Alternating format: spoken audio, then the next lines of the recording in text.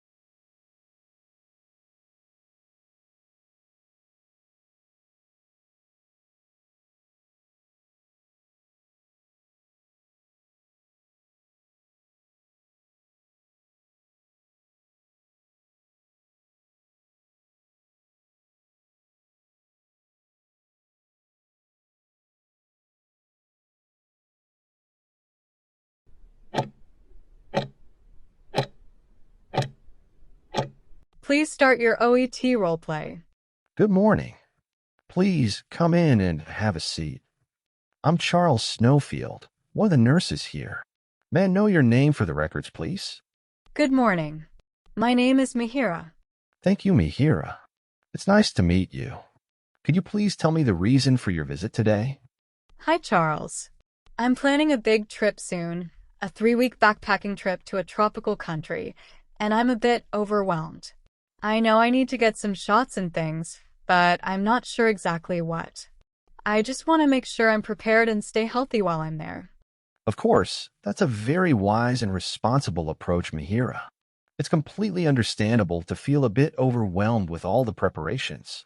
My role here is to help you with exactly that, to go through all the necessary health precautions and vaccinations for your journey. So please don't worry, we will figure this out together step by step. To start, it would be very helpful if you could tell me a bit more about your planned itinerary. Thanks, that makes me feel better. So I'm flying into the main region, and I plan to spend about a week there, mostly in the capital city, and then down to some of the islands for diving. After that, I'm heading to the northern part of the country, to the highland areas near the border, where I want to do some trekking in the villages. So it's a real mix of big cities and very rural, remote areas. Thank you for that detailed overview, Mihiraa. That sounds like an absolutely fantastic adventure with a wonderful mix of experiences. Knowing you'll be in both busy cities and remote rural villages, especially for trekking, is very important for giving you the best advice. Now, to make sure all the vaccines are safe for you, I need to know a brief about your medical history. I don't have any major health problems, and I'm not on any regular medication. But I am allergic to penicillin. It gives me a bad rash. And I'm also a bit allergic to bee stings. My arm swells up quite a lot if I get stung. Thank you for telling me that, Mihiraa. That is very important information, especially the allergy to penicillin, as it will guide the medications we might recommend for your travel health kit. The bee sting allergy is also good for us to note. Now, let's talk about your vaccination history. Can you recall if you've ever had vaccines like yellow fever, typhoid, or hepatitis A? This is for routine travel protection. I honestly can't remember. I know I had all my regular childhood shots, but for these travel ones, I don't think so. I've never needed them before. I've also heard about something called yellow fever, and I think I might need a certificate for that. Yes, you are absolutely right. A yellow fever vaccination is a requirement for entry into some countries, and we need to check the specific requirements for the countries on your itinerary. Mihiraa, since you aren't sure about your history, we have a few options. For hepatitis A and typhoid, which are spread through contaminated food and water, we would strongly recommend getting vaccinated, as they are very common in the regions you're visiting. We can also discuss a booster for things like tetanus, which is always a good idea, especially with trekking. For yellow fever, if it's required or recommended, we can give you the vaccine today and provide the official certificate you'll need to carry with you. Okay, that makes sense. I definitely want to be protected against anything from food or water. And a tetanus booster sounds like a good idea, just in case. Excellent. Now, Mihiraa, let's talk about the practical day-to-day strategies that will keep you feeling your best throughout your trip, especially since you'll be in such a warm and humid climate.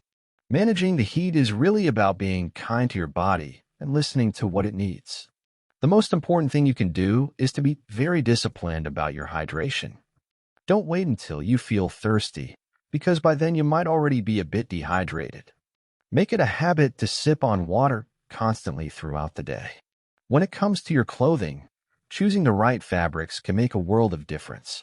Lightweight, loose-fitting clothes that wick moisture away from your skin will help your body cool down naturally and keep you much more comfortable while you're exploring. Equally important for your comfort and health is being very careful about what you eat and drink, as this is the most common way travelers run into problems. Mihiraa, to prevent getting diarrhea and ruining a few days of your adventure, I'd recommend sticking to a simple rule.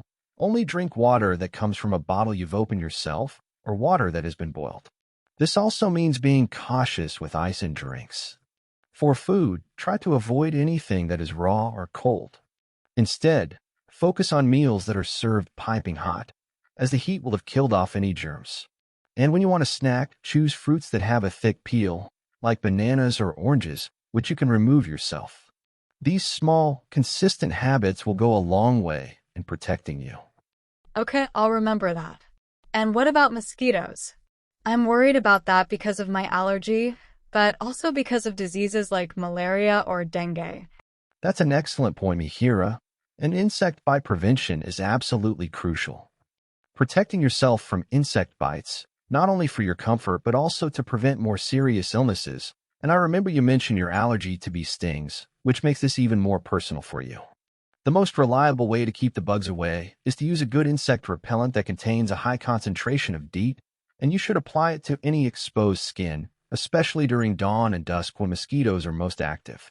For an extra layer of protection, especially on your trekking clothes, you could consider treating them with a product called permethrin beforehand. It soaks into the fabric and repels insects, and it's a fantastic backup. Then, for when you're sleeping, particularly in those rural villages, using a mosquito net around your bed is one of the best ways to ensure you have a peaceful, bite-free night. Finally, putting together a small personal travel health kit before you go will give you real peace of mind, as it means you'll be prepared for minor issues. At its most basic, the kit should include a few first aid supplies like plasters for blisters, antiseptic cream for any small cuts, and something for pain or fever. And because you'll be in the heat, I strongly recommend packing some oral rehydration salts.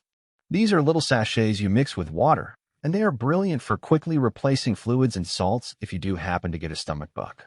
Most importantly, given your allergy, you must include a strong antihistamine in your kit. If you were to get a significant reaction from a sting, having that medication on hand to take immediately while you seek help is absolutely essential. A mosquito net? I hadn't thought of that.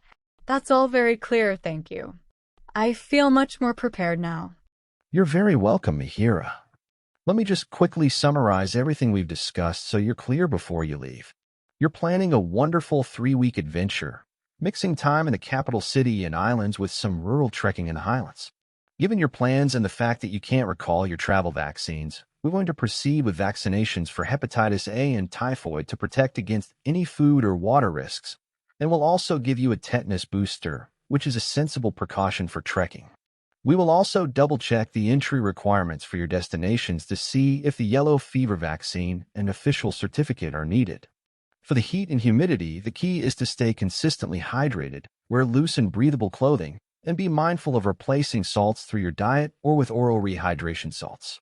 When it comes to food and water, please remember the simple rule: drink only bottled or boiled water, avoid ice, and stick to food that is piping hot or fruits that you can peel yourself.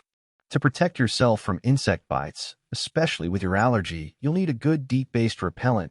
Consider treating your clothes with permethrin and use a mosquito net while sleeping in rural areas. Finally, putting together a personal travel health kit with basic first aid supplies, oral rehydration salts, and crucially, a strong antihistamine for your allergy will give you great peace of mind. Does that all sound correct? And do you have any last questions for me? That's perfect. You've covered everything. Thank you so much for your help, Charles. My pleasure, Mihiraa.